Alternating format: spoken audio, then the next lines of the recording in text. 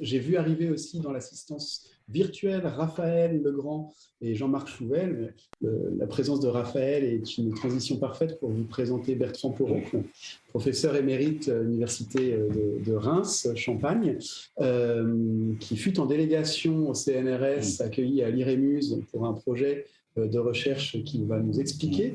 Bertrand est connu et actif dans le domaine de la musique française, notamment sur le XVIIe, XVIIIe siècle. Et si je mentionnais Raphaël, c'est parce que Bertrand, tu co-diriges, et en tout cas tu accompagnes toujours le Grimace, le groupe de recherche sur les arts du spectacle. Et bien Bertrand, je vais te laisser la parole. Tu as une présentation également. Sous le titre de Nouvelles perspectives et découvertes sur l'opéra comique à Vaudeville sous l'Ancien Régime, correspondant, il me semble, aux travaux que tu as pu faire dans le cadre de ta délégation CNRS. Merci à tous, merci à Nicolas. Oui, en effet, je vais vous exposer, j'espère rapidement, 2 points de mes recherches sur l'opéra comique à Vaudeville. En fait, la délégation à l'Eremus m'a permis d'exploiter un fonds qu'on a retrouvé et catalogué, classé avec Françoise Rubelin en 2017, qui se trouve à la Library of Congress de Washington, qu'on a appelé le fonds Fuselier, qui concerne donc des documents sur l'opéra comique du XVIIIe siècle. Et donc l'année d'après, pendant la délégation Eremus, j'ai pu installer ces documents grâce à l'aide du laboratoire CTFI sur de données Théaville, organiser un colloque avec le soutien d'Eremus à l'Université de Reims et continuer mon travail en archives à Paris. Alors, pour ce qui est de l'opéra comique à Vaudeville, bien sûr, je ne vais pas vous en faire tout l'historique, mais déjà, poser la question d'une définition possible. C'est assez compliqué une définition de ce genre, parce que c'est un spectacle multiforme, inventif en raison de contraintes institutionnelles, et donc il pourrait se définir comme avec une sorte de pragmatisme performatif qui lui donne naissance. Il faut savoir que l'opéra comique est né dans 2 foires parisiennes, les plus fréquentées et les plus importantes de France, sinon de l'Europe, celle de la foire Saint-Germain et celle de la foire Saint-Laurent. Vous voyez ici, ça c'est la foire Saint-Germain. Et si je passe à l'autre image, vous voyez ici la foire Saint-Germain avec tous ces magasins et à l'intérieur donc de ces espèces de bâtiments se tiennent des salles de spectacle où se joue l'opéra comique. Mais ce qui est important, ce sont 2 éléments qui sont quasi permanents dans le genre, c'est le mélange du chanté et du parlé et l'utilisation des vaudevilles, d'où le nom d'opéra comique à vaudeville. Les vaudevilles sont des chansons pratiquées par toute la société, de la princesse à la cuisinière, pour reprendre les mots de Lully, des chansons sur lesquelles on adapte de nouvelles paroles qui portent les dialogues des comédies. Cette utilisation tire son origine des diverses interdictions des scènes avec privilèges, comme l'opéra et la comédie française. Donc, si on ne peut pas parler, interdit par la comédie française, on chante. Et si l'on ne peut pas composer des musiques originales interdites par l'opéra, on se sert dans l'immense répertoire populaire de la chanson. Je vous ai mis ensuite voilà, une rapide chronologie. Je ne sais pas si vous voyez bien. Ah, ici, c'est rapide chronologie avec les différentes personnalités que je vais évoquer. Donc là, je passe sur les débuts des entreprises foraines qui représentent des opéras comiques, mais en vous mentionnant donc le cas de Louis Fuselier, qui est actif dans les foires de 1701 à 1744. Alors quand je dis dans les foires, c'est surtout auprès du spectacle de l'opéra comique. C'est un dramaturge, il a écrit pour tous les théâtres, il est très connu bien sûr pour être le librettiste des Indes galantes de Rameau, mais donc il a écrit des opéras comiques. Il a été également directeur artistique de bon nombre de troupes et j'ai pu retrouver à l'opéra tout un ensemble de documents pour un spectacle de marionnettes qui avait remplacé la représentation de l'opéra comique en 1722, interdit. Donc, vous voyez, il est actif à la fois comme auteur, mais aussi comme praticien, comme directeur artistique. Et le compositeur qui domine à cette époque, c'est Jean-Claude Gillier. Donc, ces dernières compositions datent de 1735. Sous la direction de Maurice Honoré, qui dirige donc l'opéra comique dans les deux foires parisiennes. J'ai oublié de vous dire d'ailleurs que c'est donc les deux foires se tiennent pour Saint-Germain pendant l'été, pour Saint-Laurent pendant l'automne. Saint-Germain, c'est le printemps plutôt, et Saint-Laurent pendant l'automne. Il y a donc 2 saisons pour l'opéra comique, et les salles ferment avec la fermeture des foires. On note l'arrivée de Rameau, vous voyez, pour quelques pièces entre 1723 et 1726, et ensuite, sous la direction de Claude Boisard de Ponto, c'est l'arrivée de Favart, du musicien Michel Corrette, et après 1739, l'arrivée d'Adolphe Blaise et de Brou, qui reste 1 an ou 2 à la fois. Et ensuite, pendant 1 an, sous la direction de Jean Monnet, et Jean Monnet réunit encore une équipe de prestige avec Favart, Rameau, Boucher, etc. Et en 1945, l'opéra comique ferme. Il tombe à cause d'une plainte de la Comédie Française. Alors voilà pour ce bref historique. Et donc, en fait, mon propos va s'appuyer sur 2 éléments. Le répertoire et le fonctionnement même de l'opéra comique. Et alors voilà le premier document, mais alors c'est dommage parce que là on voit pas beaucoup, mais j'espère que oui, en histoire, vous voyez bien, parce que ici donc c'est un des premiers documents de ce fonds Fuselier à Washington, qui comprend de nombreuses partitions inédites et surtout des notes autographes du dramaturge Louis Fuselier que j'ai évoqué, avec donc des notes de lui, et aussi un ensemble de vaudevilles qu'il a classées avec des lettres.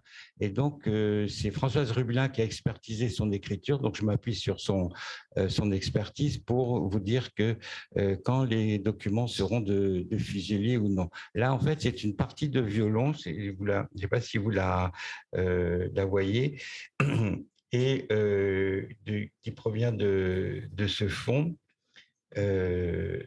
Alors, à propos aussi de ce fonds, donc ce qu'on a fait à Washington, c'est que on l'a mieux classé parce qu'il se trouvait dans des grands cartons avec des chemises, mais le classement était assez empirique. D'ailleurs, les conservateurs étaient très étonnés et surtout ravis qu'on puisse un peu l'expertiser puis le classer. Donc, on a reclassé dans des chemises, et surtout on a bien différencié ce qui était l'écriture de Fuselier d'autres documents manuscrits, de musique manuscrite, par exemple, qui ne sont pas de sa main. Là, la partie de violon, bien sûr, c'est la main d'un copiste de musique. Là, ce n'est pas la main de Fuselier. Et l'installation de certains documents, les vaudevilles surtout, ont été faites dans le site, dans la base de données Théaville, qui dépend donc du laboratoire scientifique de l'université de Nantes. Alors là, on a un peu cette image est très intéressante parce que c'est un peu du fonctionnement là de l'opéra comique que l'on peut apercevoir. C'est en fait une partie de violon 1, je pense, hein, parce que ça monte assez haut, et qui conforte la notation d'un commissaire de police en 1721 qui remarque que chaque musicien avait des instruments, et dans les entr'actes, ils n'ont cessé de jouer différentes pièces de musique ayant devant eux leur papier noté. Donc là, je cite ce commissaire de police qui a remarqué que les musiciens de l'opéra comique avaient des papiers notés devant eux. Là, il s'agit des entr'actes, mais ici, il s'agit d'un divertissement. Et ça, je trouve ça très intéressant parce que dès 1720, on sait donc qu'il y avait un orchestre un orchestre qui jouait un rôle important. Bon, alors la formation de l'orchestre, j'ai fait un article dessus, c'est variable, mais ça éloigne de l'idée, vous voyez, d'un théâtre forain, c'est-à-dire d'un théâtre sur tréteau qui joue comme ça autour d'une rue, d'un théâtre mineur. Là, vous avez une organisation qui est tout à fait comparable aux autres scènes parisiennes. Et le deuxième élément, c'est que de cette partie de violon, on a en fait tous les titres. Voilà, si, c'est bien. Bravo, Marie-Angélique, voilà. Voyons, on a tous les titres du divertissement et on remarque ici l'importance de la danse parce qu'on commence par une marche. Bon, ça doit être pour l'entrée des acteurs et actrices du divertissement. Ensuite, entrée de 2 procureurs, entrée pour le meunier. On reprend le premier air de meunier, pas de 3 pour les 2 procureurs et le meunier, et on termine par une chaconne. Il n'y a qu'un seul air vocal qui d'ailleurs n'est pas accompagné par les violons, donc sans doute uniquement par la basse. Et vous voyez donc l'importance de la danse à l'opéra comique. Et ce type de divertissement commence à s'imposer dans les années 1720 à la fin de chaque comédie. Une soirée pouvait comprendre 3 comédies, et à la fin de chaque comédie, vous aviez un divertissement assez fourni qui comprenait des airs, des danses et qui se terminaient, là ça se termine par une chaconne, mais qui se terminait en général par le vaudeville chanté par tous les acteurs, les actrices. En fait, les divertissements n'obéissent pas à un cadre fixe, vous voyez un modèle, donc là vous en avez un type particulier. Alors ça, c'est le premier élément, c'est le fonctionnement de l'orchestre, le répertoire. Et deuxième élément, c'est le répertoire même de l'opéra comique. Ici, donc, dans ce fonds fuselier, on trouve un divertissement entier en partition réduite pour une pièce qui s'appelle La Capricieuse raisonnable de Jean-Baptiste Rousselet, et que j'attribue au compositeur Brousse, un maître de musique qui a travaillé pour les théâtres de la Foire, c'est-à-dire les théâtres de l'opéra comique en 1740-1741. Il était à la fois acteur et compositeur. Mais là, la pièce date de 1742. Or, les Frères Parfaits nous indiquent que Brou était parti de l'opéra comique en 1941. Mais les Frères Parfaits commettent souvent des erreurs de date, donc leur témoignage n'est pas fiable. Alors, ça, c'est un divertissement donc, qui est entier, donc c'est inédit, hein, c'est une découverte, et ça permet d'ajouter encore un élément aux musiques de l'opéra comique dans la première moitié du XVIIIe siècle, parce qu'on n'en a pas beaucoup, puisque la matière musicale principale, c'est le vaudeville. Sauf, comme je l'ai dit, ces divertissements qui apparaissent dans les années 1720, qui sont de plus en plus importants. Alors là, comme pour l'autre partie de violon, comme pour la partie de violon, ici on note l'importance de la danse, mais aussi l'introduction. Mais alors, je ne sais pas si vous voyez bien.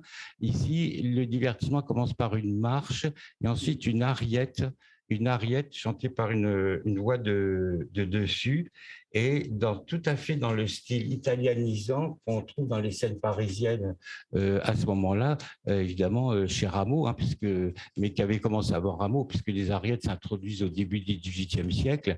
Mais c'est un aria da capo. L'ariette indique un air long et développé, ce qui est contradictoire avec son nom, mais en fait, c'est un air long et développé sur le modèle de l'aria da capo, avec surtout, ce qui est très important, un instrument concertant, ici c'est le violon, et un travail sur les motifs avec beaucoup de répétitions. Et ici, pour cet aria, un langage plus virtuose que l'air français, avec des tenues et des vocalises. Alors, vous voyez, il y a une espèce maintenant de rapprochement avec les autres scènes parisiennes, et l'opéra comique inclut dans ses divertissements ce type d'ariette qui était extrêmement courante à l'opéra. On trouve aussi des ariettes dans les divertissements édités par Michel Corrette en 1733. Michel Corrette donne 2 livres de divertissement de l'opéra comique, où il inclut aussi des ariettes dans ce nouveau style.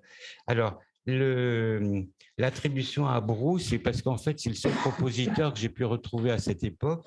On pourrait en convoquer d'autres, mais Michel Corrette quitte l'opéra comique en 1739. Est-ce qu'il aurait laissé, parce que c'est un peu dans son style ce divertissement, est-ce qu'il aurait essayé de laisser de la musique et qu'on utilise après lui? C'est possible. Rameau arrive en 1700, il revient en fait en 1743 à l'appel de Jean Monnet, mais plutôt pour diriger. Il n'y a pas de témoignage qu'il ait laissé de la musique. Donc, il y a donc la possibilité du compositeur Brou, qui est donc, comme je l'ai dit, acteur et compositeur dans les années 1740-1741. Alors, je ne vous ai pas mis la composition générale du divertissement, donc là, je vous la donne, et vous remarquerez encore l'importance de la danse. Le divertissement commence par une marche, ensuite l'ariette chantée par un dessus, c'est-à-dire une voix de soprano, une entrée, c'est-à-dire une danse, un air gracieux, passe-pied 1 et 2, un air vocal. Oui, parce que quand je ne précise pas, c'est air, c'est pour les instruments.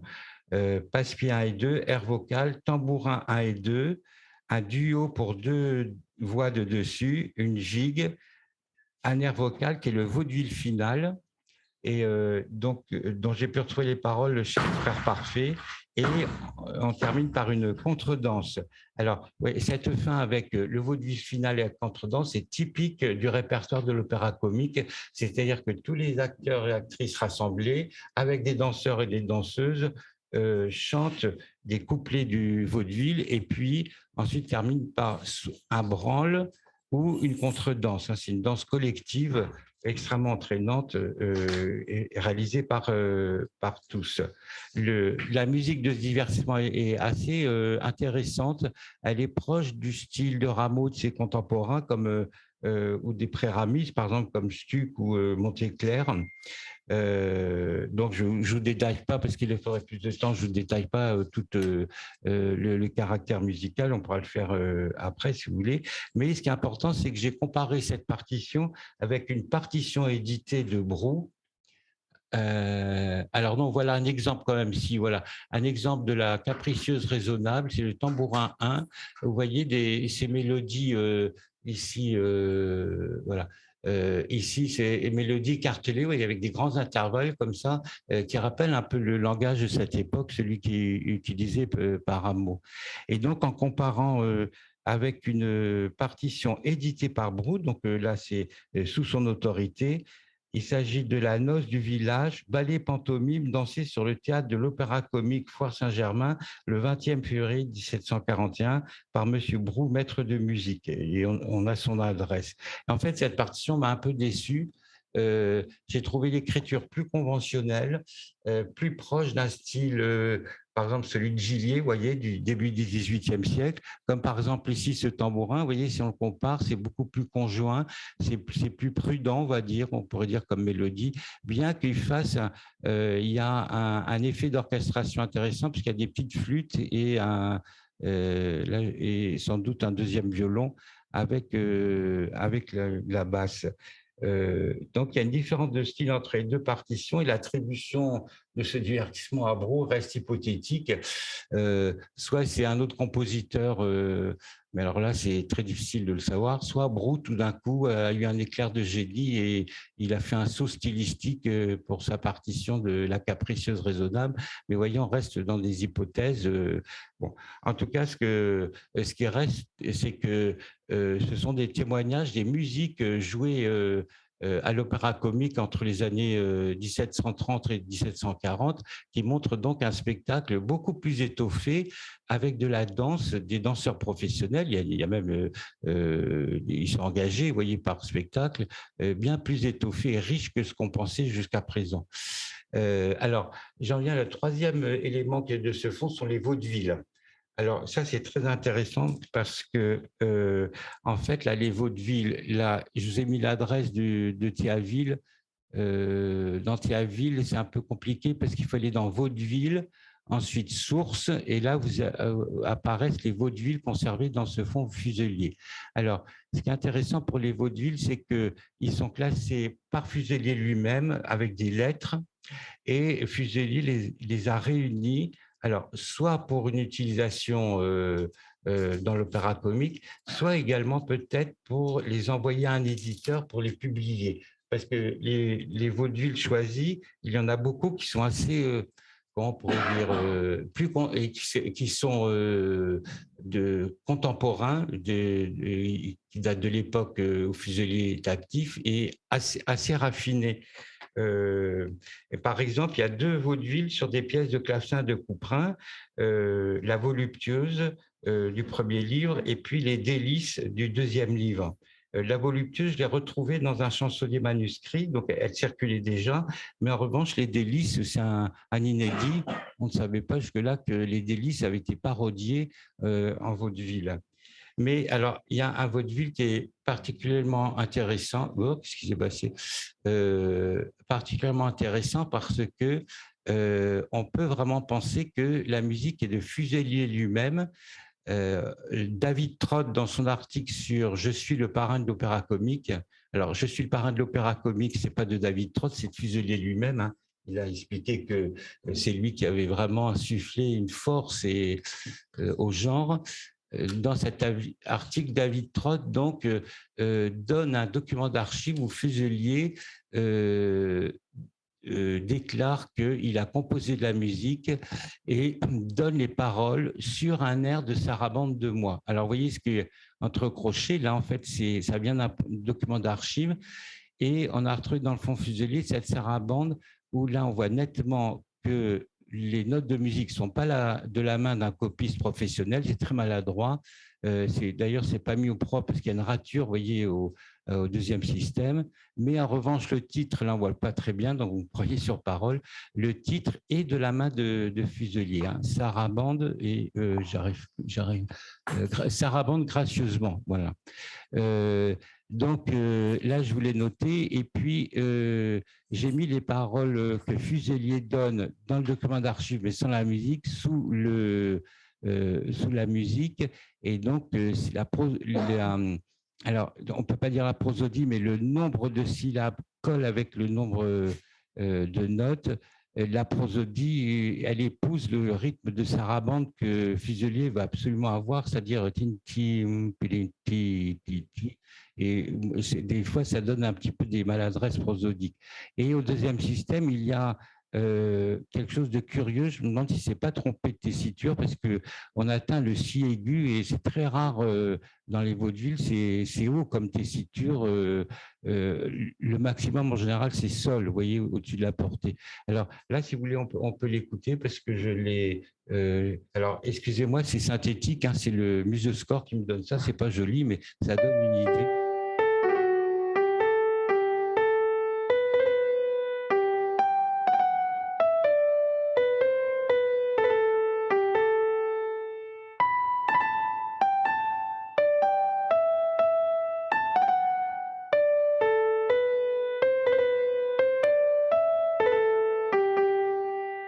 Alors, vous voyez, c'est dans un rythme de danse avec ce parfum du style du vaudeville, un parfum populaire. Alors, attention, quand je dis populaire, ça ne veut pas dire, c'est pas lié à une classe sociale. Ça veut dire que c'est un genre qui est répandu dans toute la société. C'est ce type de musique qu'on peut chanter au salon comme dans la rue, hein. On en trouve dans des recueils de colporteurs. Bon, les colporteurs n'avaient pas de musique, surtout des paroles, ou dans des recueils de chansons, dans les chansonniers. Ici, les paroles sont d'un registre plus précieux et donc cet air fait plutôt penser au genre de la Brunette, qui est une genre de chanson de climat pastoral, vous voyez, que c'est décrivait les amours des bergers et bergères, mais en tout cas c'est tout à fait typique de ce type de paroles et de musique qui circulent dans toute la société, mais également qui sont inclus dans les opéras, alors un peu moins chez Rameau, les opéras, les chansons à la Comédie Française, les chansons à la Comédie Italienne et les chansons à l'Opéra Comique. Vous voyez, il y a une circulation ici de ces musiques dans toute la société, sur les scènes parisiennes, dont cet air est extrêmement caractéristique, sauf peut-être la maladresse au deuxième système, mais peut-être qu'il y avait une chanteuse qui avait une voix très étendue. Alors, je ne sais pas si il me reste du temps pour le deuxième point. C'est après la composition, vous voyez le répertoire, c'est interpréter. Alors ça, c'est ah oui, j'ai oublié de vous dire que je vais faire une communication au colloque Chanter sur l'air 2 qui aura lieu au mois de janvier, justement sur ce phénomène des petits airs dans le style du vaudeville, mais dans l'opéra. Donc, j'ai fait une comparaison dans deux opéras de Campra avec des airs populaires et on retrouve des rythmes, des formules mélodiques entre les airs populaires de vaudeville et des petits airs de l'opéra. Mais je ferme la parenthèse, parce que sinon, si je vous en parle, ça sera au moins une demi-heure. Là, je passe à interpréter. Ça, c'est donc une partition que j'ai pu étudier et j'ai fait un article qui est paru chez Brepols. Alors, pour tout le fond Fuselier dont je vous ai parlé, on a, avec Françoise Rubelin et Florent Coubard, on a installé les vaudevilles sur la base Théaville, donc vous pouvez les consulter. En revanche, les autres musiques dont je vous ai parlé, là, par exemple, la partie de violon et ce divertissement inédit, ce n'est pas encore publié. Alors, en fait, aujourd'hui, c'est un peu une première. Vous avez ici le résultat des investigations à Washington. Ce n'est pas encore publié. Bien sûr, on a la volonté de le publier. Il faut que je réfléchisse sous quelle forme, parce qu'il y a énormément de choses. Hein. Alors, le deuxième volet, c'est interprété, c'est à propos d'une partition que j'ai étudiée à la bibliothèque ici, là au-dessus, au département de musique de la Bibliothèque nationale, qui n'avait jamais été analysée et fouillée. Et elle est très intéressante pour l'interprétation. Et là, je l'avais exposé les résultats à la Biennale de la musique baroque, je ne sais plus en quelle année, mais c'est paru chez Brepols cette année. L'article est paru chez Brepols dans un livre qui s'appelle Speaking Melody, les mélodies parlées et le parler chanté, dirigé par Michaela Nicolai. Alors, avant de vous exposer la partition, il faut que je fasse rapidement le point sur les sources et sur les publications qui concernent Acajou de Favart, parce que la partition qu'on a ici, c'est l'opéra comique de Favart, Acajou, un opéra comique qui a eu un très grand succès en 1744, mais qui a occasionné la fermeture de l'opéra comique sur plein de la Comédie Française. Alors, on a une première édition, c'est l'édition de la création, avec l'opéra comique à vaudeville, tout à fait traditionnel, des dialogues parlés et des vaudevilles. Donc ça, c'est première édition. Deuxième édition en 1748 qui provient de Bruxelles, donc, parce que l'opéra a été repris à Bruxelles, l'opéra comique, tout en vaudeville. Il n'y a plus du tout de dialogue parlé parce que Favart avait dû réécrire la partition en vaudeville en raison de la plainte de la Comédie Française. Donc, c'est une version déjà remaniée, reprise à Bruxelles, mais qui, bien sûr, reprend des éléments très importants de la première édition. Et en 1774, alors là, on est à la Comédie italienne, c'est-à-dire c'est la scène qui a réuni l'opéra comique et la Comédie italienne. On représente encore Acajou, mais la partition a été arrangée par Moulinghem, et édité par lui l'année d'après, en 1774, chez Houbou. Vous voyez, c'est une reprise de 1773. À l'examen de cette partition et du texte, parce que le texte a été aussi un peu arrangé par Ansaume, en fait, on s'aperçoit qu'ils ont mélangé les deux versions de 1744 et 1748. Et en fait, il n'y a pas d'ajout. C'est un mélange des deux versions et un rééquilibrage des vaudevilles. Donc, en fait, la reprise, elle est assez proche de la version de la création. Mais surtout, ce qui est très intéressant dans la partition de Moulinghem, c'est qu'il laisse énormément d'indications, d'interprétations à destination, alors sans doute du chef, parce que c'est plutôt une partition du chef, et d'indications aussi du rôle de l'orchestre. Et alors, ce qui est étonnant, les résultats, c'est qu'on voit que dans la partition de 1774, si vous regardez la première colonne, les vaudevilles sans orchestre sont extrêmement nombreux, c'est-à-dire qu'il y en a 50, vous voyez, dans la pièce, l'ensemble c'est 50, c'est-à-dire 67,5% des vaudevilles ne sont pas accompagnés du tout. Ils se chantent a cappella. Vaudeville avec orchestre ne représente, vous voyez, si vous suivez que la ligne du bas, il ne représente que 32%. Et total des vaudevilles, voilà. Bien sûr, il y a d'autres pièces ajoutées, il y a deux trios et le trio et le duo final, ça qui sont de la main de Blaise, hein, c'est ajouté à l'opéra comique. Mais alors, vous voyez, alors là, je vous ai mis un exemple de la partition très intéressant, cette air de la fée Ninette au deuxième acte.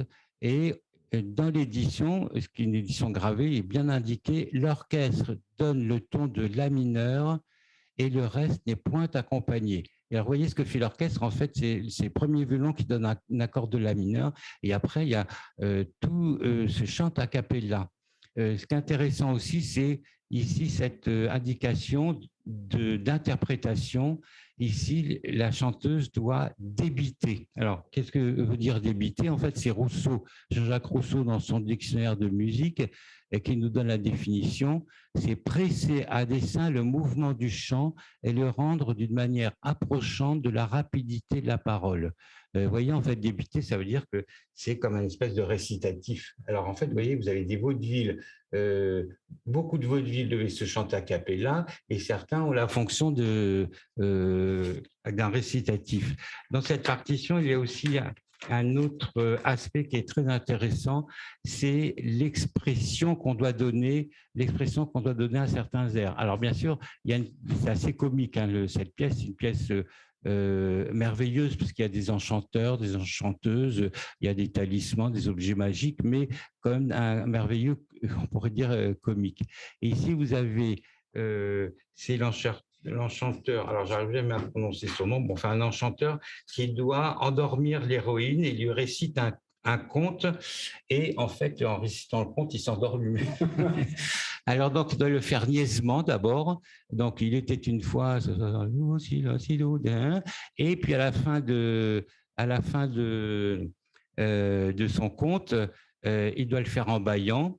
Et alors, vous voyez, le bâillement, il se met sur la clausule, la conclusion du chant, et le deuxième bâillement, il bâille, et au deuxième bâillement, il s'endort. Alors, vous voyez, il y a comme ça beaucoup d'indications dans cette partition pour les jeux de scène, et pour l'interprétation des vaudevilles, ce qui donne une idée, vous voyez, d'un spectacle extrêmement alerte, vivant, enchaîné, avec beaucoup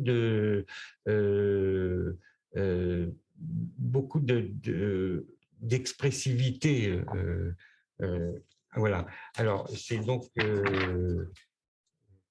alors, là, et cette partition est intéressante aussi parce qu'on voit le travail de ce qu'on appelle le chef d'orchestre à l'opéra comique.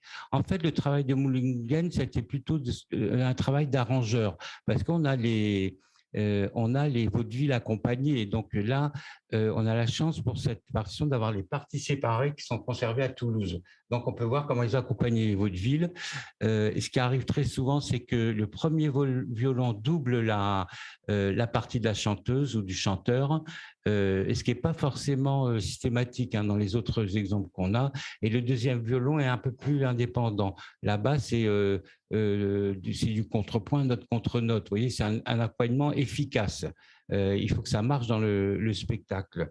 Donc là, c'est plutôt un compositeur-arrangeur. Donc, on a une idée de ce que faisait le chef à l'opéra comique, l'arrangement des vaudevilles, et quelques pièces, alors notamment quand il y avait les divertissements à partir des années 1720, quelques pièces originales, ce qu'a dû faire Rameau d'ailleurs. Alors, cette version d'Acajou n'est peut-être pas l'exemple le plus ébouriffant qu'a pu connaître l'opéra comique, surtout si l'on fait référence à Rameau, mais elle a le mérite de nous apporter un témoignage sur l'interprétation du premier opéra comique au XVIIIe siècle, un genre qui attirait les foules enthousiastes dans les foires parisiennes.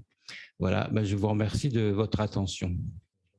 Voilà. Merci beaucoup Bertrand Poreau pour cette présentation qui permet déjà de façon générale de voir à quoi servent aussi les délégations CNRS. Oui. Je pense que c'est un travail que tu n'aurais pas pu mener sans ce temps permis et l'accueil à l'Irémus. L'Irémus présente. Une période très heureuse. Le séminaire est aussi pour présenter, comme tu le disais, des travaux en train de se faire. Vraiment le principe, hein, on vient présenter un livre, présenter une mini-soutenance, mais aussi présenter une sorte de work in progress. Donc c'est tout à fait bienvenu. Y a-t-il des questions dans l'assistance? Ah, mais je vois dans l'assistance Françoise Rubelin que je salue. Bonjour Françoise. Dans d'autres circonstances. Oui, pardon. Je remets mon micro. Bonjour à tous et toutes. Et merci Bertrand d'avoir expliqué les vaudevilles de Favart et cette partition que je t'avais déjà entendu un peu présenter, mais je voulais te signaler, c'est les hasards de la recherche, que comme en ce moment, je suis en train d'éditer des pièces de marionnettes, dont une de Fuselier de l'été 44.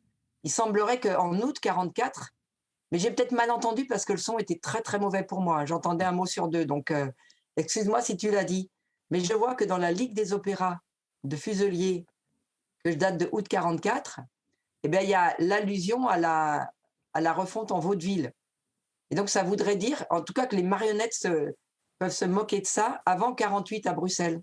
Est-ce que tu as des traces entre 44 et 48?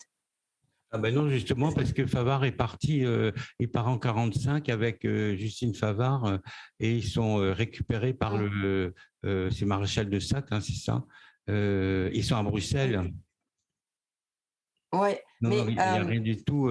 Ah oui, alors il faudrait voir. En fait, Il faudrait voir à Bruxelles tout le répertoire joué pour le Maréchal et puis pour le. Oui. mais ce que je veux dire, c'est que ça me fait plaisir parce que ça conforte mon idée, c'est très égoïste. C'est que dans ces pièces pour marionnettes qui sont en général négligées de la critique, etc., eh bien, surtout quand c'est Fuselier, on a des petites allusions. Par exemple, je ne sais pas si tu en as parlé, là, je n'ai pas bien entendu, mais le trio des voyelles, tu en as parlé? Ah, Non? trio des doyennes, parce que dans Acajou de Favart, il y a ah oui, des voyelles, tu veux dire? Oui, des voyelles. Des voyelles, c'est ça. Oui, il y a le trio des voyelles qui est très, très drôle. Qui est il y a 3 personnes qui chantent A, E, I, O, U. Voilà, c'est ça. Et ben, il est dans Acajou et il a dû apparaître dès la création en 44 et on a une partition conservée à part ici au département de musique et signée Adolphe Blaise. Donc, on est sûr que c'est… Oh là là, j'entends pas, excuse-moi, mais si tu peux redire juste. Moi, attends, je vais redire. Ce que moi, je te dis, c'est que on se moque en août 44 du trio des voyelles. Or, ce trio des voyelles, où il y a 3 personnes qui chantent A, E, I, O, U avec des vocalises, il n'est pas dans l'édition de mars 44 d'Acajou, enfin dans la version mars 44 d'Acajou. Et ce A, E, I, O, U, bah, il apparaît, il existe déjà donc en août 44 puisqu'on s'en moque. Et oui, ah voilà, tant mieux. C'est bien, ça me permet de le dater. Parce qu'il existe en partition séparée, que j'ai retrouvée ici, donc elle est ici au département de musique, et signée par Adolphe Blaise. Et donc, il y a toute la musique, et ces voyelles, en fait, c'est les maîtres du jeune Acajou qui viennent lui apprendre, un peu comme dans le bourgeois gentilhomme, lui apprendre la musique, la danse, je ne sais pas quoi. Et le trio, c'est un très joli trio, absolument ridicule, très, très drôle. Et donc, tu me confonds dans le fait qu'il a été joué à la création, parce que je ne savais pas si c'était à la création ou si c'était à Bruxelles. Et ce trio, il réapparaît dans la reprise de 1774. D'accord, mais merci beaucoup. Je ne vais pas en parler plus, mais je trouve ça passionnant de voir les remaniements, les évolutions d'Acajou, et puis de voir aussi, comme tu l'as montré, que sur la partition publiée en 74, ces indications sur comment on interprète, c'est fascinant. Je vois Raphaël Legrand, que je salue au passage, mais ça fait longtemps qu'elle a attiré aussi notre attention sur comment est-ce qu'on interprétait et trouver des renseignements soit sur des partitions qu'on ne regardait pas avant toi, soit dans des pièces parodiques auxquelles on ne prêtait pas attention. Je trouve que c'est formidable. Merci beaucoup. Merci Françoise, et je crois que Bertrand est très, très heureux de ce commentaire qui enrichit son travail. Une petite note de bas de page. Bertrand, tu mentionnais le volume dans lequel tu as publié, édité par Michaela Nicolai. Oui. Michaela qui a travaillé sur les marionnettes aussi, et Katrina Flynn de Médicis. Il y a un projet de recherche là-dessus, et il y a dans les volumes de Paul certains travaux sur la musique et le théâtre de marionnettes assez intéressant au 19e siècle aussi. C'est quelque chose qui est vraiment à étudier. Merci Françoise d'avoir porté cette question. Je vois la main levée de Raphaël. Raphaël, je t'en prie. Mon micro.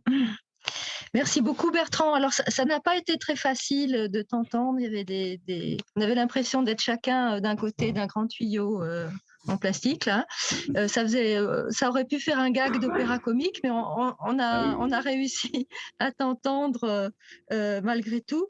Moi, c'était juste des remarques, en fait. Hein. Ce que je trouve très intéressant dans tes recherches, et puis plus globalement dans les recherches actuelles sur les théâtres parisiens, c'est que on comprend mieux les effets de concurrence parce que les scènes se rapprochent, en fait. On rapproche les scènes. On opposait la Comédie Française et la Foire, et on se rend compte que la Foire est beaucoup moins, comment dire, est beaucoup plus proche de la Comédie Française qu'on pensait. D'une part, parce que la musique, je pense que c'est la musique là qui fait vraiment le lien.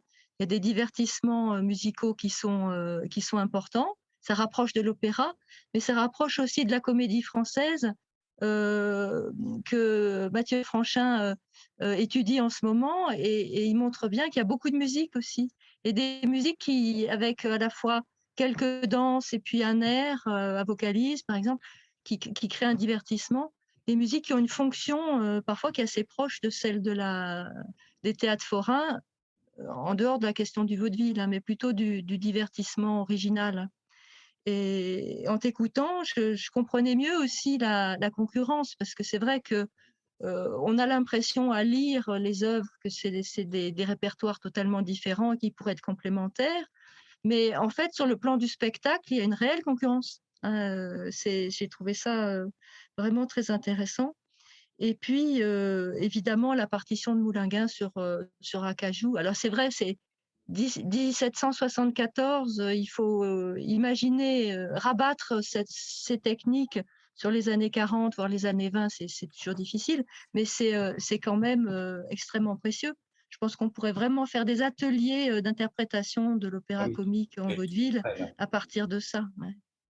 Ah oui, oui. J'ai pas eu le temps de, bien sûr, de développer cet argument de la date, parce que bien sûr, je me suis posé le problème. Je me suis dit, c'est très tardif par rapport à l'opéra comique à vaudeville et à la création de Favart. Mais en fait, il y a deux éléments. Le premier élément, c'est que la partition est vraiment très, très proche des deux éditions de 1744 et 48.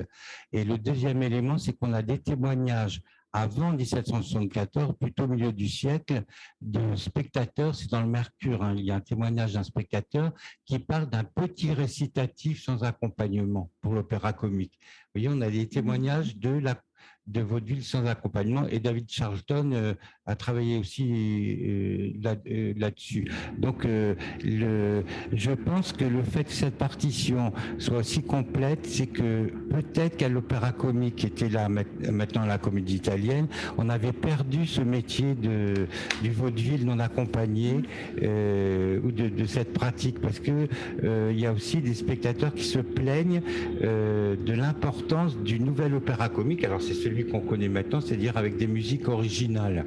Ils se plaignent qu'on n'ait plus ces opéras comiques avec les vaudevilles qui étaient très populaires donc 30 ans auparavant.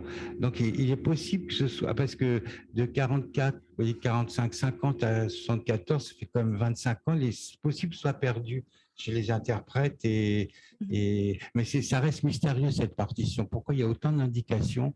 En tout cas, je pense qu'on peut la ramener jusque vers les années 1720, même le début de l'emploi des vaudevilles. Hein.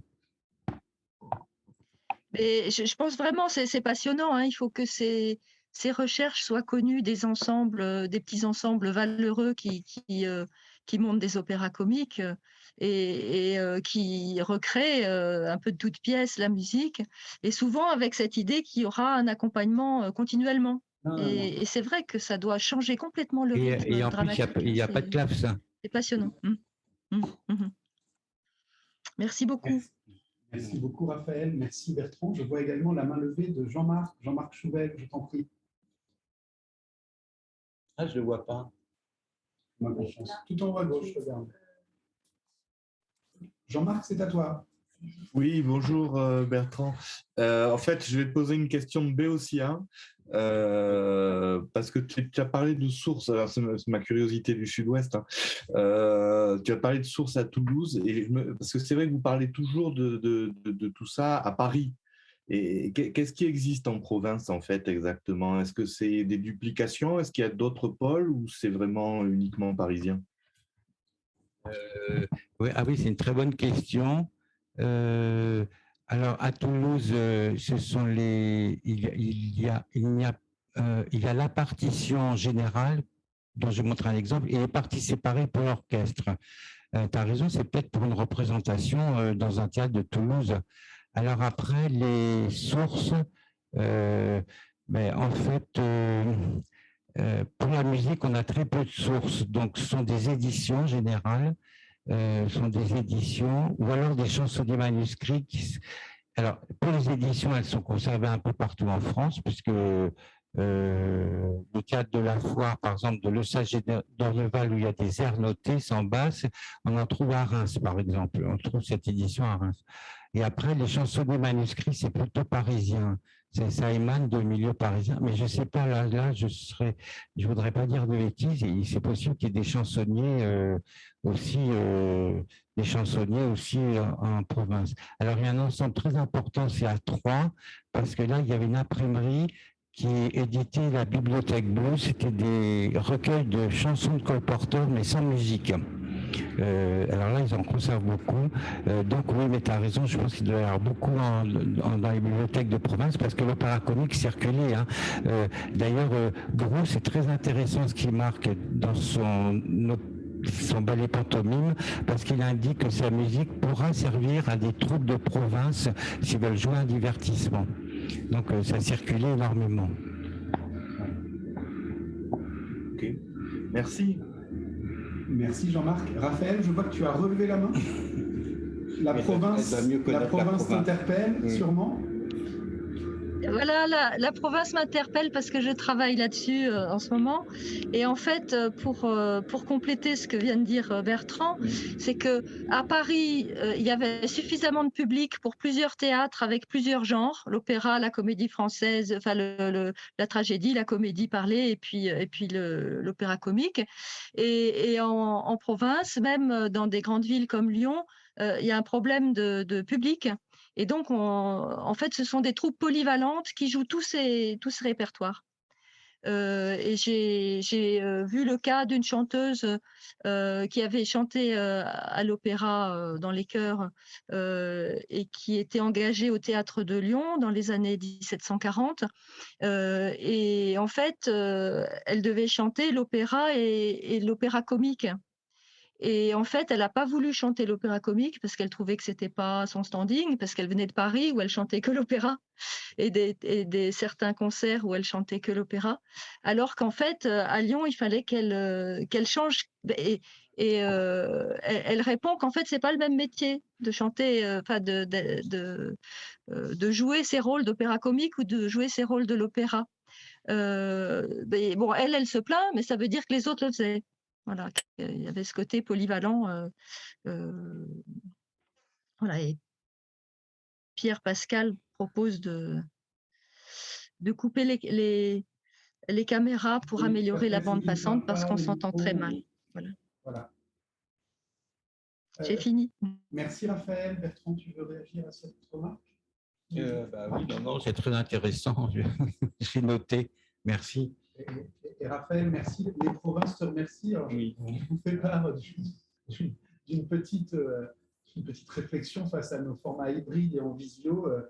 Je viens d'Angers pour aller à Paris pour faire une visio avec vous qui êtes à Paris ou en présentiel à Paris, mais aussi avec Jean-Marc qui est dans le sud-ouest devant son beau mur.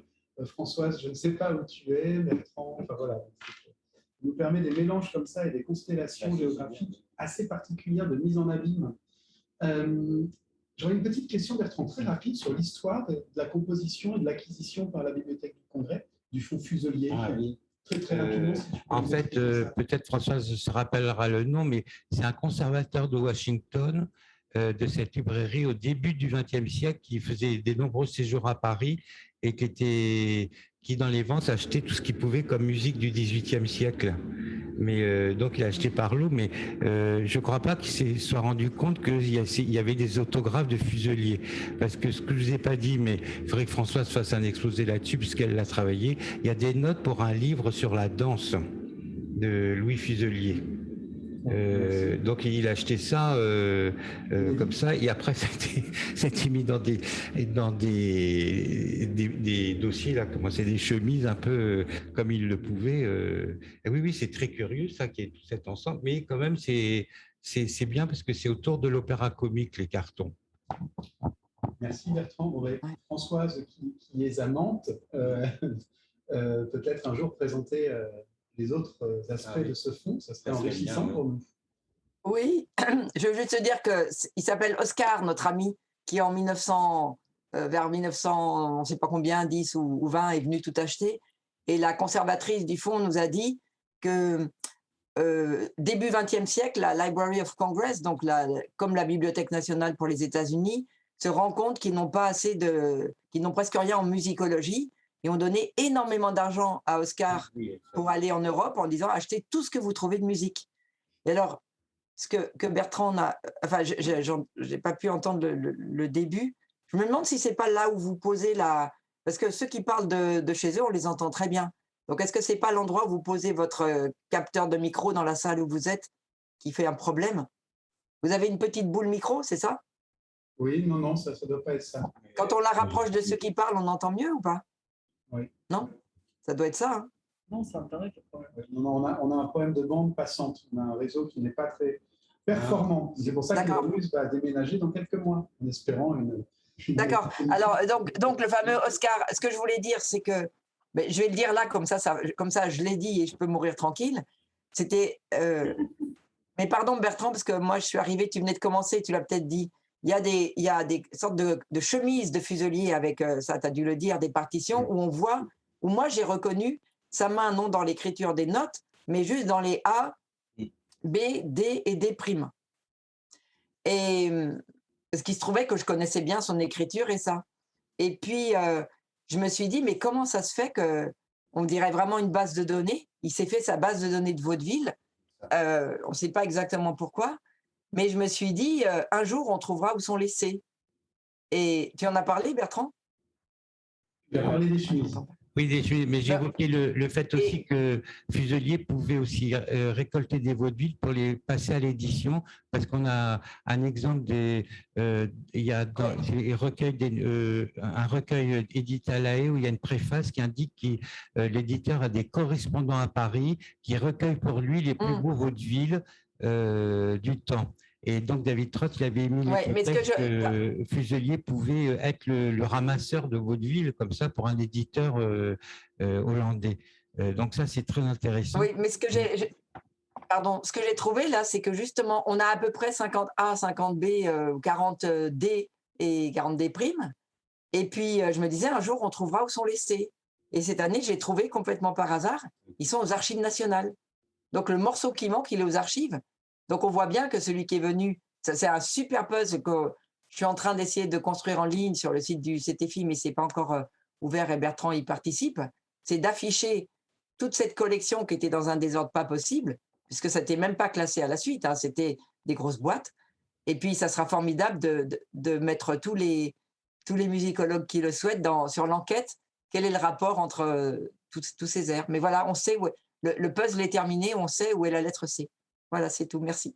Merci beaucoup, Françoise, pour ce contrepoint à la présentation de Bertrand, que je remercie aussi. Je vous propose que nous passions à la deuxième partie de notre séance. Merci encore une fois, Bertrand, et à tout le monde.